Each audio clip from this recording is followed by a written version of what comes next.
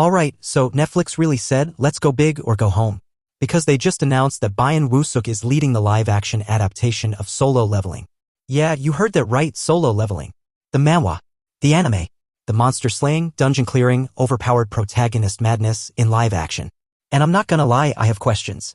Like, does Solo Leveling even need a live-action version?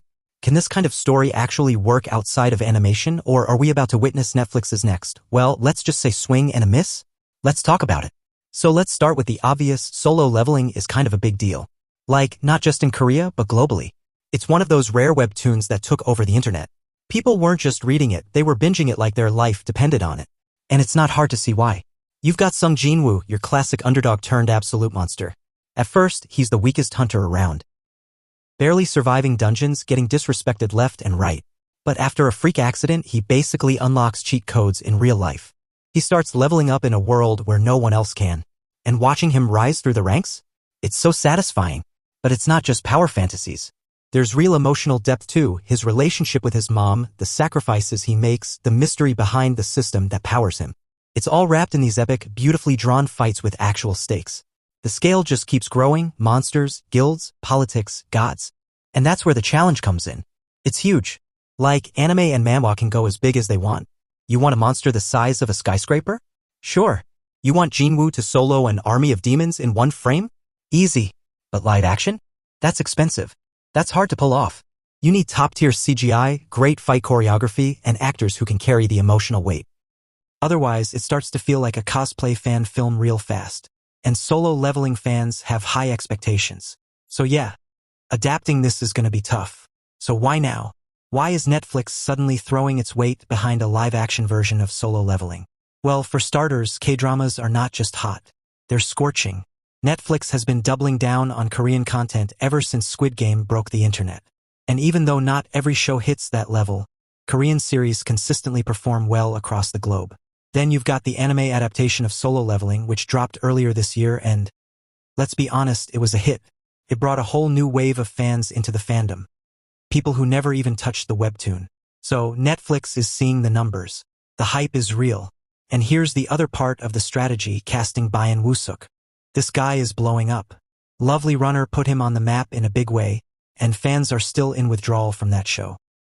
Casting him as Sung Jin-Woo? That's Netflix saying we want the Lovely Runner crowd and the Solo Leveling fanbase. Smart move. Risky but smart. Plus, let's not forget they already tried this formula with Sweet Home, Black Knight, and Bloodhounds. Some of those worked better than others, but Netflix is clearly testing which stories resonate best with that international crossover audience. And Solo Leveling? That's like swinging for the fences. It's not just another K-drama. If they do this right, it could be the next big global hit. But let's not kid ourselves, Netflix is gonna milk this cow until it's all skin and bones. If this thing pops off, we're talking spin-offs, prequels, season 2 teasers before season 1 even finishes airing. They're not in this for just a one and done. This is content gold, and Netflix came with buckets. Alright, let's be real for a second. As excited as I am, I've got some major concerns too. Like, this isn't just a hype train we're all riding blindly, there are legit reasons to worry. First off, the budget. This story isn't set in a coffee shop where people exchange longing glances. Solo Leveling is monsters, portals, sword fights, armies of undead, and giant bosses with glowing red eyes. If the CGI doesn't hit, if the monsters look like PS3 cutscenes, it's game over before it begins. We've seen it happen. I want to trust Netflix, but I've also seen enough dodgy effects to keep my expectations in check. Then there's the pacing. This one really bugs me. A lot of Netflix K-dramas, even the good ones, love a slow burn. But Solo Leveling is not a slow burn. This story goes from 0 to 100 in, like, 5 chapters. We're talking dungeons, deaths, power-ups, betrayals, boom boom boom. If they slow it down too much or spend 3 episodes on setup, people are gonna drop off fast. This story is supposed to hit you in the face, not politely hold your hand for 5 episodes. And yeah, I'm worried it's gonna lose that anime/manga intensity. The webtoon and anime work because they're stylized as hell. The panel pacing, the music, the shadow effects. That stuff is hard to translate into live action without making it look corny or flat. I mean, how do you replicate Jin-Woo's first real transformation without it looking goofy? There's a real risk here of the energy just not carrying over. Plus, has live action ever worked well for heavily stylized stories? Look, I know One Piece surprised people, but that was lightning in a bottle. More often than not, these adaptations fumble the tone. Cowboy Bebop? Didn't land. Bleach? Kinda got out of hand. Death Note? That one should have been burned.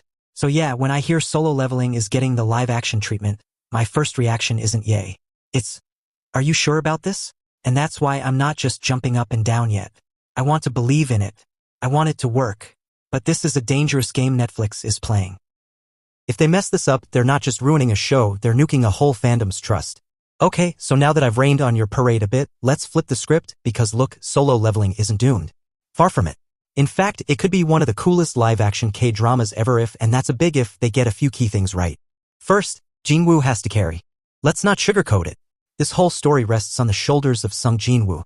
If the actor can't nail the character's evolution from pathetic E-rank hunter to don't blink or you're dead shadow monarch, then it all falls apart. And I'm not just talking about action scenes.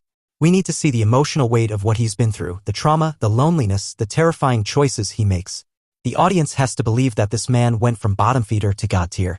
If that journey doesn't land, nothing else will. Second, the action has to be next level. This isn't your typical K-drama where a punch lands and the screen cuts to black. Solo Leveling is about precision, speed, power, and just straight-up anime-style carnage. The choreography can't be sloppy. The directing can't be bland. Think The Witch, Part 1 meets Kingdom with a dose of Blade. And I'm not even asking for Marvel-level budget, just creativity. Give us clean, fast, brutal fights. We don't need shaky cam. We need scenes that make people pause and rewind. Third, keep the pacing tight. Seriously.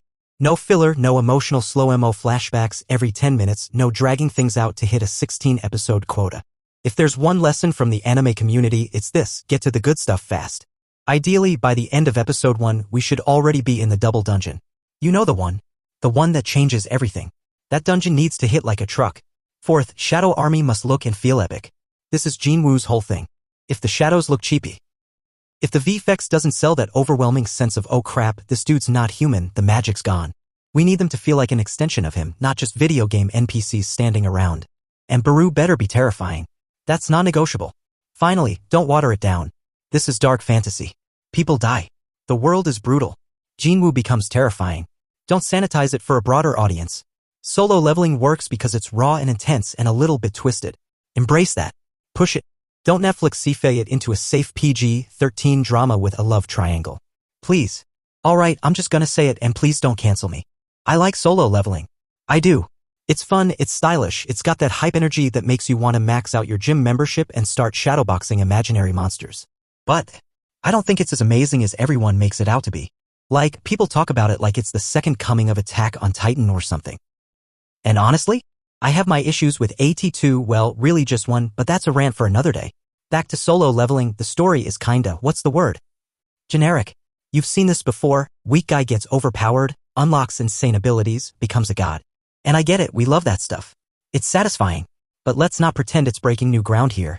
The plot's been done. A lot. Now, the animation in the anime? Dope as hell. One picture's really snapped. That's half the reason the show hits so hard, the fights are just pure eye candy. But that brings me to my biggest gripe, the characters feel flat. It's all spectacle and not enough soul. Jin-Woo is cool and mysterious, sure. But the dude is basically untouchable. He never really feels like he's at risk of losing anything. And while that can sometimes work, like in Tale of the Nine-Tailed Fox where Lee Dong-wook is practically carrying the show on his devilishly handsome back, it only works when the lead has flavor. Wook had that charisma that I could kill you or flirt with you vibe. And he had his chaotic little brother to bounce off. There was emotional texture there. But who does Jin-Woo have?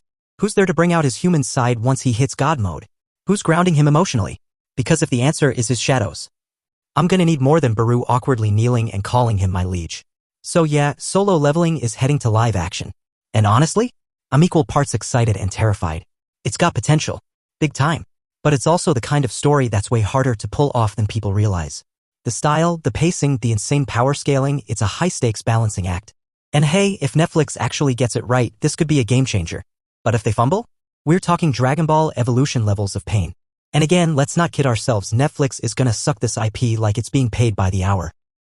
So we might as well brace ourselves for Season 1, 2, a spin-off, a prequel, and probably Solo Leveling, the musical by 2028. Anyway, that's just my take. Maybe you agree, maybe you think I'm just salty because Jin-Woo has better hair than me. Either way, drop your thoughts below. Are you hyped? Worried? Over it? Let's talk about it. And if you're into K-dramas, webtoon adaptations, or just chaotic takes on trending news, go ahead and hit that sub button so you don't miss what's next. That's it for me, now go touch grass after you comment.